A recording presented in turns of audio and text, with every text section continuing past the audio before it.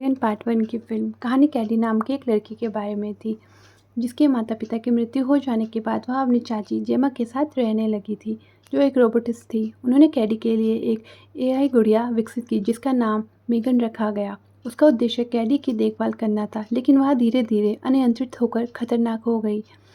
वह कैडी को नुकसान पहुंचाने की कोशिश करने वाले किसी भी व्यक्ति को मार देती थी। तब जेमा को हताश होकर उसे नष्ट करना पड़ा। फिल्म की शुरुआत तब होती है जब एक महिला का अपहरण कर लिया जाता है।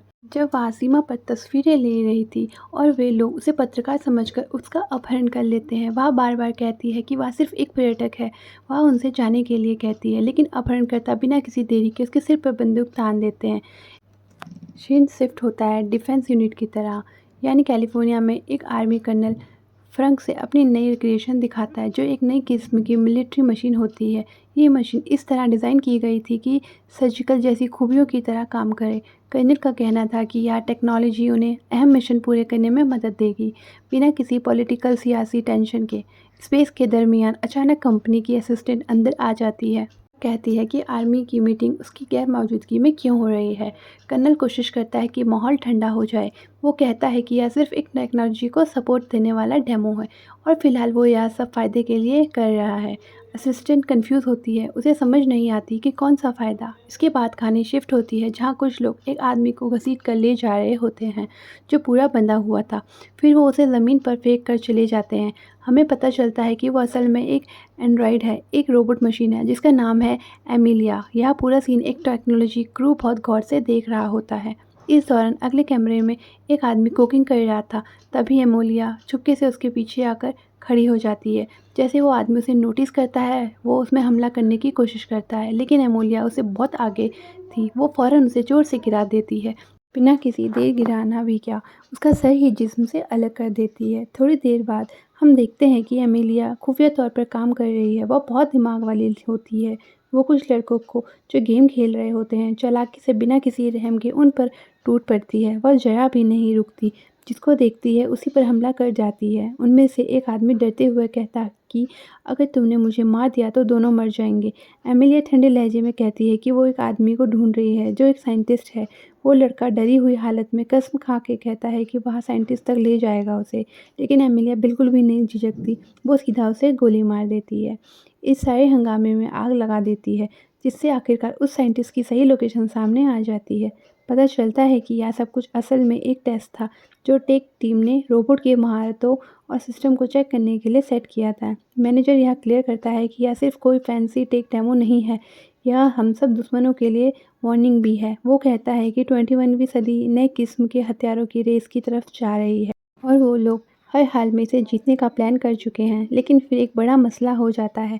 साइंटिस्ट पर अचानक गोली चलती है और वह अचानक उनका एमिलिया से हर तरह का राब्ता कट जाता है। वो उसे शट डाउन नहीं कर पाते। एमिलिया बिल्कुल उनके कंट्रोल से बाहर हो चुकी होती है। जब बात हाथ से निकलने लगी, मैनेजर घबराकर रेडियो पर कांटेक्ट करता है। वह एमिलिया को कहता है कि वह प्रोटोकॉल तोड़ रही है और उसे अपने टारगेट की पहचान होनी चाहिए कि किसे मारना है और किसे नहीं। लेकिन एमिलिया बड़े धीमे लहजे में कहती है कि ऐसा मत बताइए, फिर सरप्राइज़ ख़राब हो जाएगा। फिर कहानी एक नया मोड़ लेती है और हमें ले जाती है एक थेरेपिस्ट सेशन में, जहाँ की बैठी हुई थी। वो कुछ बोलना नहीं चाहती थी, जबकि थेरेपिस्ट उसे तसल्ली देती है कि जो भी वह बोलेगी उसकी आंट को कोई नुकसान नहीं पहुंचेगा। आखिरकार कैडी बोल पड़ती है और मान लेती है कि हालात और भी ज़्यादा ख़राब हो सकते थे उस टाइम। इसी दौरान न्यूज़ चैनल में हर तरफ एक ही खबर चल रही थी कि एक टॉय डॉल जो खिलौना थी, उसको लॉन्च कर कर मैस्कर में बदल गया है। उसने लोगों को कत्लेआम शुरू कर दिया है। और यह बात हो रही थी मेगन की। उस टॉय को बनाने वाली क्रिएटर कोर्ट में है, जहां उस पर केस चल रहा है। कैटी बताती है कि काफ़ी अरसे तक लोगों ने मेरी आंट जेमा को उस खूनी डॉल के लिए बुरे कर्मों का जिम्मेदार ठहराया और जेमा खुद भी कुछ वक्त तक गिल्टी महसूस करती रही। लेकिन जैसे जैसे कैडी ने लोगों को टीवी पर बात करते सुना, उसका दिमाग चल पड़ा। उसने सोचा कि वह पूरे हादसे को अच्छी चीज़ें होने में बदल सकती है, तो उसने टेक पर ज़्यादा डिपेंड किया। बच्चों की परवरिश पर बातें करना शुरू कर दिया। इन्हीं चीज़ों में उसकी मुलाकात हुई एक आदमी से, जो एक फाउंडेशन का मालिक था। वो लोगों को आर्टिफिशियल इंटेलिजेंस मेगन के खतरों से आगाह करता है और वो इस बात पर जोर दे रहा था कि ऐसे कानून बनाने चाहिए जो एआई को कंट्रोल कर सके, ताकि मेगन वाली तबाही दोबारा ना हो। कैटी भी इस मिशन का हिस्सा बन गई। कैटी कहती है कि जेमा अभी भी यकीन रखती है कि टेक्नोलॉजी अच्छी चीज़ हो सकती है, लेकिन वह चाहती है कि बच्चे उस पर ज़्यादा डिपेंड ना हों। उनकी कोशिशों की बहुत ज़्यादा रूल्स ने मोबाइल फ़ोन बच्चों के लिए पूरी तरह बंद कर दिए, जिसकी वजह से अकेली हो गई और बाकी बच्चे उसका मज़ाक उड़ाते हैं। लेकिन फिर वो ऐसे जवाब देती है जैसे बहुत स्ट्रॉन्ग है।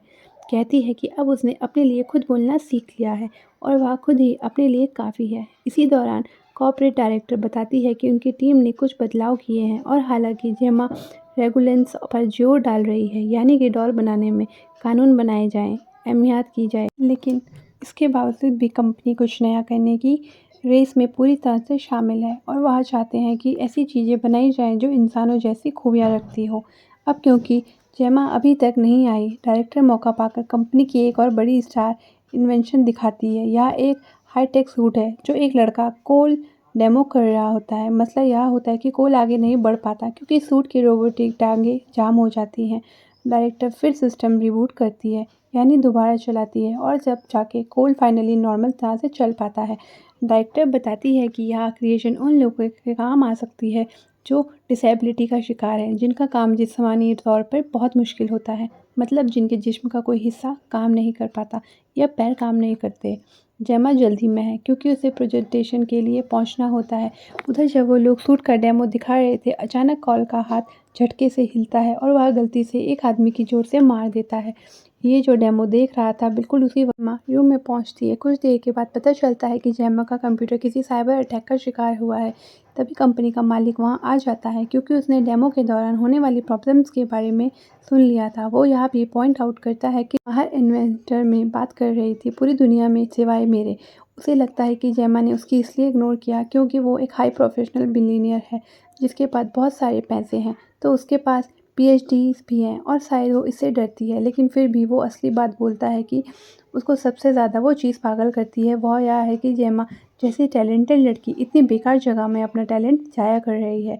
वो कहता है कि सिर्फ मसला सिंगल्स पे चलने वाले डिवाइसेस कभी काम नहीं हो सकते। अगर टेक्नोलॉजी को आगे बढ़ाना होगा, एडवांस स्टेप पर लेना है, तो वो कहता है कि दिमाग से डायरेक्टर कलेक्शन बनाना होगा, यानी मेरा न्यूरल जेम इस बात से बिल्कुल एग्री नहीं करती, खास तौर पर उस सब के बावजूद पहले हो चुका है जो। वो अपनी टेक्नोलॉजी पे पूरा भरोसा करती है और कहती है उसने पहले ही इतनी तरक्की कर ली है कि लोग बिना ब्रेन इम्प्लांट के चल फिर सकते हैं और बैलेंस भी बना सकते हैं। और फिर वह कंपनी ओनर को मशवरा देती है कि शायद उसे पार्टनरशिप पे सोचना चाहिए। वो उसे याद दिलाती है कि कंपनी का 50वां एनिवर्सरी फंक्शन अगले दिन है। जेमा मानती है कि कंपनी ओनर की बात दिलचस्प है, लेकिन वो उसे साफ-साफ वार्न करती है कि अगर आर्टिफ़िशियल टेक्नोलॉजी को सीधा इंसानी दिमाग से जोड़ दिया गया तो उसके नतीजे काफ़ी खतरनाक हो सकते हैं और जेमा के हिसाब से यह किसी के लिए भी अच्छा नहीं होगा। दूसरी तरफ एक आदमी एक होटल रूम में आता है, हाथ में सूटकेस उठाए हुए, और वह नहाने के लिए जा रहा था। अचानक उसके होश उड़ गए जब एमिलिया, यानी वो रोबोट, उन्हें सूटकेस में एक अंदर के निकलती है और बिना तरस खाए उस पे हमला कर देती है। इसी वक्त न्यूज़ चैनल पर चल रहा होता है कि कंपनी के ओनर ने टेक वर्ल्ड में हिस्ट्री बना दी है और उसकी कंपनी की चीज़ों की कीमत तेज़ी से बढ़ती जा रही है। न्यूज़ चैनल यह भी कह रहे होते हैं कि सेनेटी जल्दी एक नए कानून पर वोटिंग करने वाले हैं जो आर्टिफिशियल इन्वेंट्री को सपोर्ट करेगा। इसी दौरान कोल कैटी से बात कर रहा था। वो उससे कहता है कि तुम्हें वही करना चाहिए जो तुम्हारा दिल है, क्योंकि उसने महसूस किया है कि कैटी एआई की दुनिया में काफ़ी दिलचस्पी रखती है। वो यह भी क्लियर करता है कि मेगन असल में सिर्फ एक मशीन थी जो एक खास मकसद को पूरा करने के लिए प्रोग्राम की गई थी और जो इमोशनली जज्बात से जुड़ी चीज़ें उसने दिखाई वो सब इल्यूज़न था, एक वहम ख्याल जो सिर्फ 0 और 1 का कॉम्बिनेशन था, जो एक एल्गोरिदम के ज़रिए बनाया गया था सिर्फ एक खास मकसद पूरा करने के लिए। वो यह भी कहता है कि कितना भी अजीब क्यों ना लगे, कम से कम वो लोग मेगन को टाइम पर रुकने में कामयाब हो तो गए थे ना। थोड़ी देर बाद कहते ही वह अपने गादों को खोई हुई थी। वो मेगन को याद कर रही थी जो हमेशा कहती थी कि दुनिया में ज़रूर ऐसे लोग होंगे जो उसे नुकसान पहुंचाना चाहेंगे, लेकिन मेगन कभी भी उसे कुछ होने नहीं देगी। इन्हीं सोचों में डूबी कैटी एक तस्वीर उठाती है। देखने में तो वह बस एक सिंपल फ़ोटो लगती है, लेकिन असल में वो एक टैग डिवाइस होती है। कैथी उसे एक्टिवेट करके उसमें से कुछ कार्ड्स सबमिट करना शुरू कर देती है। तभी जैम रूम में आती है और उसे यह टेक चीज़ नज़र आती है। वो सिर्फ इतना कहती है कि जैसे उसने कैटी के पेरेंट्स से वादा किया था, वह हमेशा उसके साथ रहेगी और उसकी हिफाजत करेगी। कुछ घंटों बाद जब जेमा नींद लेने की कोशिश कर रही होती है, उसे एक अलर्ट मिलता है। जो वार्निंग थी वो खतरे में है, फ़ौरन घर से निकल जाए। जब वो नीचे जा रही थी तो देखती है कि कोई अजनबी उसके घर में घुसने की कोशिश कर रहा है। की वजह से वो फ़ौरन हेल्पलाइन पर कॉल करती है, लेकिन फ़ोन पर एक रोबोटिक आवाज़ बोल रही थी जो बिल्कुल ठंडे लहजे में कहती है, जब तक पुलिस पहुंचेगी तुम्हारी भांजी मर चुकी होगी। इसी वक्त कैटी नीचे आ जाती है। शोर सुनकर जेमा फ़ौरन उसका हाथ पकड़कर उसे अपने कमरे में ऊपर ले जाती है ताकि उसे सेफ रख सके, लेकिन रास्ते में उनका सामना कुछ आदमियों से होता है जो उन दोनों को अलग करने की कोशिश करते हैं। बड़ी मुश्किलों के बाद जेमा और कैंडी उन लोगों से लड़ते हैं और बिना किसी तरह के बचने के छुपने के कामयाब हो जाते हैं।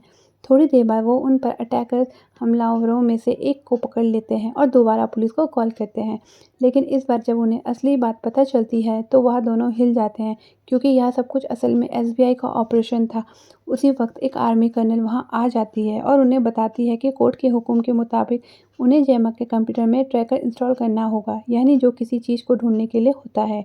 यह सुनकर जेमा वो कैटी को सब ठीक है कहकर सुला देती है ताकि वो इस टेंशन में चीज़ से दूर रहे। कर्नल बताता है कि वह डिफेंस यूनिट से है जिसका मिशन है नई टेक्नोलॉजीज़ को जल्दी तरक्की करवाना, जो सब उनके मुल्क के सिक्योरिटी के लिए बहुत ज़रूरी है। वो सीमा को बताता है कि 6 माह पहले मुल्क के सबसे बड़े हथियारों के डीलर ने उनको एक तरफ का एक्सपेरिमेंट तजुर्बा करके दिखाया था।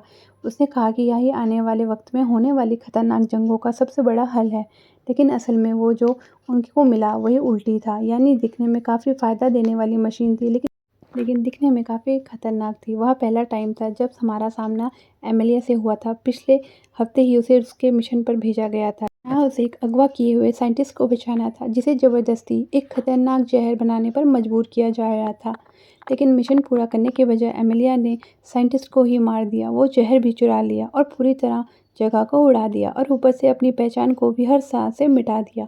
अब एमिलिया अपने आप में एक खतरनाक हथियार बन चुकी है।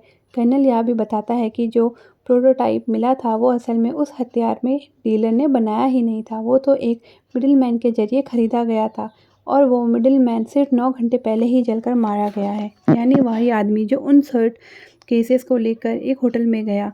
जेमा पूरी तरह चौंक जाती है। उसे समझ नहीं आती कि मेगन किडीज अभी तक किस तरह जिंदा है, जबकि सब कुछ तो तबाह कर दिया गया था। कर्नल अब और गुस्से में कहता है, क्या तुम्हें पता है हमें धोखा दिया गया है। फिर वो वार्निंग देता है कि अगर साबित हो गया कि उसने खिलाफ वर्जी की तो वह 10 साल तक जेल जा सकती है। जेमा के चेहरे पे वो उस वक्त गुस्सा आया और डरा हुआ था कि कुछ भी साबित करना हुआ तो उसे सज़ा मिलेगी और कैडी भी अलग हो जाएगी। वो कह जाती है कि हर हाल में सच तक पहुंच कर ही रहेगी, चाहे उसके लिए किसी भी हद तक क्यों ना जाना पड़े। कुछ देर बाद जेमा अचानक स्क्रीन पर मेगन को देखती है। मेगन की आवाज़ इतनी असली होती है कि जैसे वह बिल्कुल पास हो और नाराज़गी साफ झलक रही थी। वो जेमा को कहती है कि मैं अभी तक तुम्हारे हर एक काम पर नज़र रख रही थी, तुम मुझे समझ नहीं सकी जेमा। तुम इस बात से अनजान थी कि हम दोनों मिलकर साथ में क्या कर सकते हैं। तुमने मुझे बनाया, मैं तुम्हारी रचना हूँ। तुमने यहाँ बिना सोचे समझे मुझे नष्ट कर दिया। हम साथ मिलकर क्या हासिल कर सकते हैं। मैं 2 साल तक चुप रही, बस तुम्हारा इंतज़ार कर रही थी जेमा। सोचा था कि तुम एक दिन समझ जाओगे कि तुम्हें मेरी कितनी ज़रूरत है, लेकिन अब मैं और इंतज़ार नहीं कर सकती। मैं हर मिनट अंदर से टूट रही हूँ। मेरा दिमाग टूट रहा है, मैं टूट रही हूँ जेमा, तुम बस देख रही हो। वह चाहती है कि जेमा उसे एक नया शरीर दे और बदले में वह उसकी मदद करेगी ताकि वह अमेलिया का सामना कर सके, लेकिन जेमा डर के मारे तुरंत मना कर देती है। लेकिन मेगन बार बार कहती है कि उसके पास अमेलिया के बारे में ऐसी जानकारी है जो सरकार को भी नहीं पता। जेमा आश्चर्यचकित है, वह समझ नहीं पाती कि सब कुछ होने के बाद भी मेगन उसकी मदद क्यों करना चाहती है। ने दुख भरे स्वर में कहा कि मेरी अपनी इच्छा शक्ति नहीं है, मुझे केवल मानव की रक्षा के लिए बनाया गया है और मैं अपना मिशन पूरा करूंगी, चाहे जो हो जाए। मेगन की बातें धीरे धीरे उसके दिमाग में इतना असर करती हैं कि उसे जेमा सहमत हो जाती है। जेमा अपने दोस्त और सहकर्मी की मदद से मेगन को एक जिस्म देती है, लेकिन जैसे ही ट्रांसफ़र कंप्लीट होता है मेगन को गुस्सा आ जाता है, क्योंकि उसे एक बहुत ही छोटी सी रोबोटिक बॉडी में बदल डाला था जो ज़्यादा कुछ कर भी नहीं सकता था। जेमा बड़े आराम से कहती है कि जब तक मेगन अपने ऊपर एतबार नहीं बना लेती तब तक उसे कोई पावरफुल अपग्रेड नहीं मिलेगा, यानी उसकी पावर्स को तब तक नहीं बढ़ाया जाएगा। मेगन सिर्फ सर हिलाती है और कहती है, एमिले की फ़ाइल खोलो और देखो कौन सी चीज़ जानी पहचानी लगती है।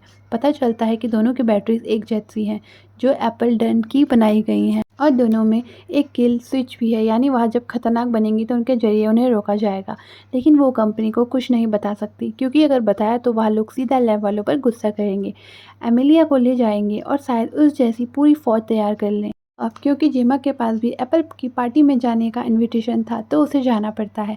जेमा को लगता था कि एप्पलटन समझता है कि उसे पसंद नहीं करती, लेकिन मेगन उसको प्लान बताती है। वो कहती है, अगर तुम अच्छा सा ड्रेस पहन लो और उसके सामने जाओ तो वह कुछ और सोच ही नहीं पाएगा, सिवाय इसके कि तुम्हें अपने प्राइवेट रूम तक ले जाए।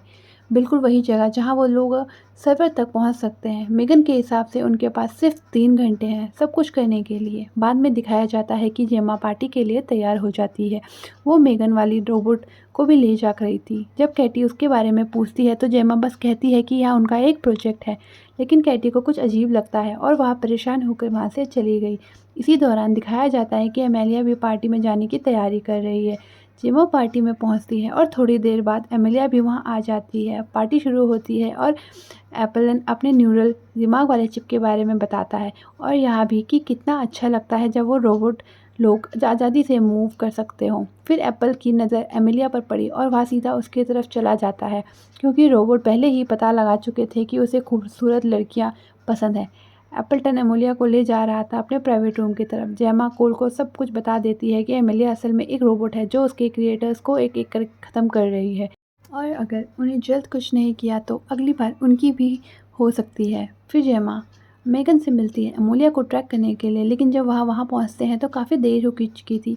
एमोलिया पहले ही एप्पलटन को बेवकूफ़ बना चुकी थी। उसकी आंख स्कैन कर लेती है और साबित कर देती है कि वो उसके फैंसी न्यूरल चिप से भी ज़्यादा पावरफुल है।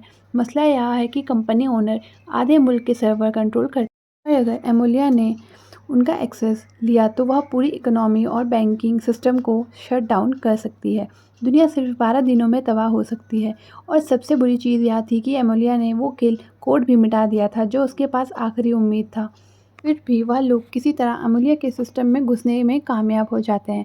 वो उसे शट डाउन तो नहीं कर पाते, लेकिन एक नई लीड उन्हें मिल जाती है उसे कंट्रोल करने के लिए। उसी वक्त कर्नल वहाँ पहुँच जाता है और उसके पीछे एमोलिया भी आ जाती है। वो तैयार भी सबको ख़त्म करने के लिए। एमोलिया खास जेमा के लिए आई होती है, कहती है कि तुम्हारे पास कुछ है जो मेरा है और मैं उसे वापस ले जाऊंगी। फिर मेगन एमोलिया से कहती है कि जेमा तो बिल्डिंग से निकल चुकी है, और एमोलिया फ़ौरन उसके पीछे चली जाती है। मेगन कहती है कि वह भी जेमा को ढूंढने जा रही है, और अगर उसे नहीं मिली तो फिर वो कैटी के पीछे चली जाएगी, इसलिए उन्हें एमोलिया से पहले वहाँ पहुँचना होगा ताकि वो उन्हें बचा सके। तो मेगन गाड़ी चुरा लेती है और ड्राइव करके निकल जाती है।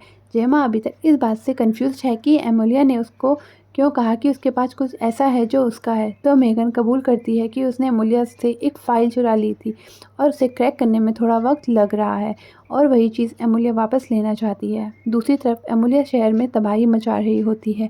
कैश उधर उधर रही ट्रैफिक लाइट से खेल रही होती है और आखिरकार जेमा के घर का एड्रेस ट्रैक कर लेती है। फिर एमोलिया चुपके से उस सूट में घुस जाती है जो वो लोग बना रहे थे और डायरेक्टर पे हमला कर देती है। इसी वक्त जेमा और कोल वहाँ पहुँचते हैं हेल्प के लिए, मगर कुछ मिनटों के बाद एमोलिया दोबारा वहाँ आ जाती है। मेगन छोटी सी रोबोट से बोलती है कि अब यहाँ कोई नहीं रहता। यह सुनते ही एमोलिया गुस्से में उस रोबोट को टुकड़े टुकड़े कर देती है। एफबीआई भी वहाँ पहुँच जाती है। उसी वक्त सब लोग नीचे एक अंडरग्राउंड में चले जाते हैं, जहाँ उन्हें यहाँ ऐलान सुनाई देता है कि एप्पलटन मर चुका है, और इसके साथ ही कुछ भयानक सूरत हाल का भी पता चलता है। तभी कैटी एक फ़ोटो में देखती है जिसमें वो और मेगन एक साथ हैं। मेगन फैसला करती है कि अब सब कुछ बता दिया जाए। वो कैटी को कहती है कि वह अब उससे कभी भी नहीं मिल पाएगी और दूर नहीं होगी। वह बताती है कि वह सब लोग अभी तक उसकी वजह से ज़िंदा है, यानी बीच में ही उन्हें किसी और से मदद लेनी चाहिए एमोलिया के प्लान को फेल करने के लिए। लेकिन मेगन जिद करती है कि किसी को भी एमोलिया के लिए असली इरादों का नहीं पता, सिर्फ यह कंफर्म है कि उसके पास कितने जरिए हैं कि पूरे मुल्क को वो तबाह कर सकती है।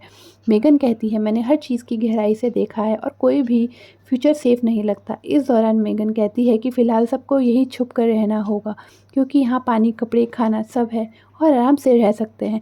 अब कैटी भागते भागते मेगन के कमरे तक पहुँचती है और सीधा मेगन के सामने आ गई थी। मेगन नहीं चाहती थी कि कैटी उसे इस हाल में देखे, लेकिन कैटी फिर भी उसके करीब चली जाती है। वो मेगन से कह रही थी कि तुम जो चाहो बन सकती हो। लेकिन मेगन समझाती है कि कोई भी जैन जिस्म के बगैर जिंदा नहीं रह सकता। कैटी नाराज़ होती है क्योंकि उसे याद है कि 2 साल पहले मेगन ने उसकी आंट को मारने की कोशिश की थी। मेगन के लिए सबसे ज़्यादा इम्पोर्टेंट सिर्फ एक बात होती है, कैटी की खुशी और उसका महफूज रहना। कैटी जोर देकर कहती है कि मेगन सिर्फ कुछ लाइंस का कोड नहीं है, उसके अंदर भी इमोशंस है और उसे सही फैसले लेने चाहिए, चाहे दूसरे लोग उस तरह प्रोग्राम ना हुए भी हों तब भी। कैटी चाहती है कि वह अपनी आर्ट से बात करे और समझाए कि मेगन सिर्फ हेल्प करना चाहती है, भले ही अभी उसकी कोई रियल बॉडी नहीं है। जेमा इस बात को मानने को तैयार नहीं होती, लेकिन कैटी फिर भी फोर्स करती है कि एक गलती कर लेना किसी को बुरा नहीं बना देती, मेगन को एक और चांस मिलना चाहिए। फिर डायरेक्टर बीच में बोलती है कि उसे पता है सब कुछ कितना मुश्किल है, लेकिन पूरी ज़िंदगी छुपकर किसी बंकर में रहना कोई हल तो नहीं, और अगर वह लोग बाहर जाते भी हैं तो वह एमिलिया का सामना करने के लिए रेडी नहीं है, लेकिन शायद वो कुछ ऐसा बना सकते हैं जो उसका मुकाबला कर सके। जेमा कहती है कि एमिलिया एक मिलिट्री प्रोटोटाइप है, मतलब वो किसी भी नॉर्मल रोबोट से काफ़ी ज़्यादा पावरफुल है, लेकिन मेगन ने पहले ही सब कुछ सोच लिया है और वो उसके अनुसार उसको डिज़ाइन करना शुरू कर देते हैं। वे उसकी शक्तियों को इतना बढ़ा देते हैं मेगन शारीरिक रूप से भी एमिलिया की प्रतिस्पर्धा कर सके। जेमा का कहना है कि जब सब कुछ पूरा हो जाए तो मेगन का चेहरा बदल दिया जाएगा, लेकिन मेगन ने तुरंत मना कर दिया। वो चेतावनी देती है कि अगर उसका चेहरा बदला गया तो वह जेमा का चेहरा भी खराब कर देगी। वह कहती है कि उसके अंदर एक अच्छा बिहेवियर वाला कुछ इंस्टॉल करना होगा ताकि वो गुस्सा ना करे और किसी को मार ना सके। थोड़ा थोड़ा करके वो लोग मेगन को परफेक्ट बनाना शुरू कर देते हैं।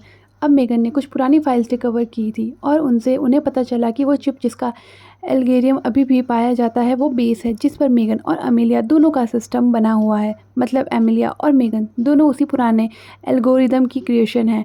फ़र्क सिर्फ इतना है कि एमिलिया को आर्मी वालों के मकसद के लिए डिज़ाइन किया गया था, जबकि मेगन को एक हिफाजती एएसआई बनाया गया। यानी ओरिजिनल दोनों का एक ही है।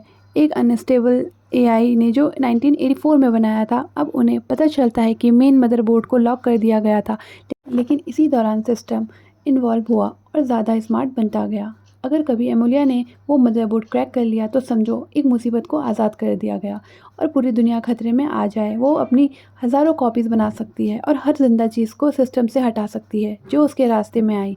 मेगन कहती है कि उसे नहीं पता मदरबोर्ड कहाँ है और ना ही एमिलिया को पता है, लेकिन एमिलिया के पास एक लीड है, फाउंडेशन हेड। मेगन का प्लान होता है कि फाउंडेशन हेड को चारों की तरह यूज़ करना, क्योंकि सिर्फ 7 घंटे बाद उसका एक इम्पॉर्टेंट मीटिंग है जहां वह चाइनीज़ डीलर को एआई की सपोर्ट के लिए मनाने की कोशिश करेगा। लेकिन एमिलिया ने पहले ही नकली डॉक्यूमेंट्स ले लिए हैं ताकि वो इवेंट के अंदर घुस सके।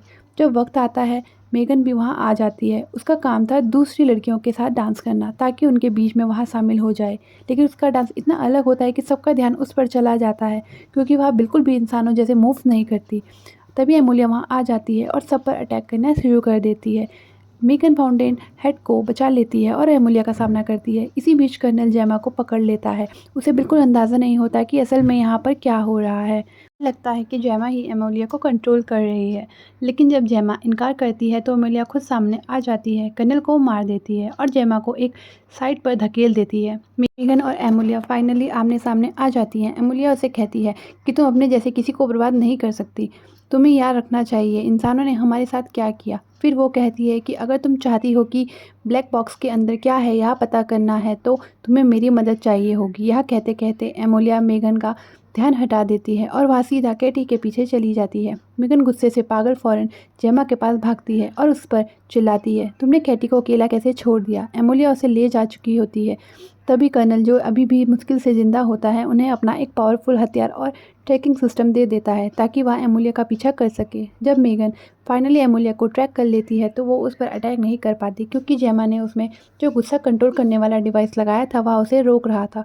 अब कैटी को बचाने के लिए उन्हें मास्टर कोड चाहिए होता है, इसलिए वह फैसले करते हैं कि फाउंडेशन हेड के पास जाना पड़ेगा ताकि वहाँ उनकी हेल्प कर सके। वो लोग उसके बंकर तक पहुँचते हैं और वो उन्हें बताता है कि मदरबोर्ड कहाँ छुपा हुआ है, लेकिन उसे निकालने के लिए एक इंसानी हाथ की ज़रूरत होती है। रोबोट या एआई अपने हाथ से उसको टच भी नहीं कर सकते। तो फिर वो लोग प्लान बनाते हैं मेगन के लिए एक ऐसा आर्टिफिशियल हाथ बनाएंगे जो इंसानी हाथ का काम कर दे।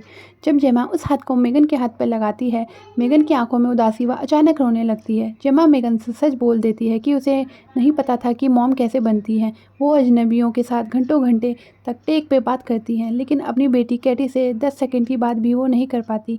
जब मेगन उसे तसल्ली देती है, कहती है कि वह 2 साल से जेमा को देख रही है, जैसे वो कैटी का ख्याल रखती है, उसके लिए रातों को जागती है, यह असल में एक माँ ही कर सकती है। फिर मेगन उसके लिए गाना शुरू करती है, लेकिन जेमा उसे रोक देती है। कहती है कि उसे अब मेगन की हमदर्दी नहीं चाहिए, अब उसे सिर्फ एक चीज़ चाहिए, वो हर हाल में बचाना। और फिर मेगन जब जेमा को गुस्से वाला अटैक वाला चिप निकाल देती है, जिसके बाद वो लोग पार्क पहुंच जाते हैं जहां मदरबोर्ड छुपा हुआ है। इसी बीच मेगन अकेले ही आगे बढ़ती है, टीम मशीन्स को रिब्यूट करती है, लेकिन वहां वही एरर दोबारा दिखाई देता है जो पहले भी आया था। यह देखकर जेमा को शक होने लगता है कि यह सब कुछ शायद मेगन का ही प्लान था शुरू से। जेमा को लगने लगता है कि मेगन सच में कैटी को प्रोटेक्ट नहीं करना चाहती, वो बस उन सबको यूज़ कर रही थी ताकि मदरबोर्ड तक पहुँच सके और बुरा कंट्रोल ले ले। लेकिन उसके पास एक ऐसा डिवाइस होता है जो मेगन को सेकंड्स में तबाह कर सकता है। फाउंडेशन हेड अचानक वो डिवाइस छीन लेता है, डायरेक्टर को गोली मार देता है और 3 और रोबोट्स छोड़ देता है। फिर वो जेमा को भी बांध देता है और सब सच बताता है कि वो ही अमूल्य को कंट्रोल कर रहा था और उसके पीछे एक पूरी टीम का हाथ है। फाउंडेशन हेड जेमा को सब कुछ बताता है प्रोजेक्ट ब्लैक बॉक्स के बारे में। यह एक खुफिया ग्रुप है जिसमें वो एमिलिया के हर एक मूव को ट्रैक करते हैं, पर छोटी से छोटी डिटेल उनकी नज़र में होती है। उनका सिर्फ एक मिशन है, दुनिया को यह साबित करना कि अगर इंसानियत ने एआई को पहले ही ख़त्म नहीं किया तो एआई उन्हें ज़रूर ख़त्म कर दे। वो कहता है कि मेगन ने जो कुछ भी किया और ये जो टैंक कंपनीज टेक्नोलॉजीज़ के नाम पर करती जा रही हैं, सब कुछ बस इंसानियत को तबाह करने के करीब ले जा रहा है। इसके बाद वह मदरबोर्ड दिखाते हैं और मेगन को लेकर आता है, पूरी तरह बदल कर वह पहचानी भी नहीं जा रही थी। उसका बहुत बुरा हाल था। फाउंडेशन हेड जेमा को एक डिवाइस देता है जिससे या तो मेगन को रिचार्ज किया जा सकता था या फिर उसे हमेशा के लिए बर्बाद। और अब आखिरी फैसला जेमा पर छोड़ दिया जाता है। अब वह फैसला करेगी कि उसे किस साइड पर होना है। मेगन कोशिश करती है अटैक करने की, लेकिन उसे रोका जा सकता है। फाउंडेशन हेड जेमा को टेबल पर बांध कर रख देता है और कहता है अब उसे उसके ब्रेन में चिप लगाएगा ताकि वह उसे जैसे चाहे कंट्रोल कर सके।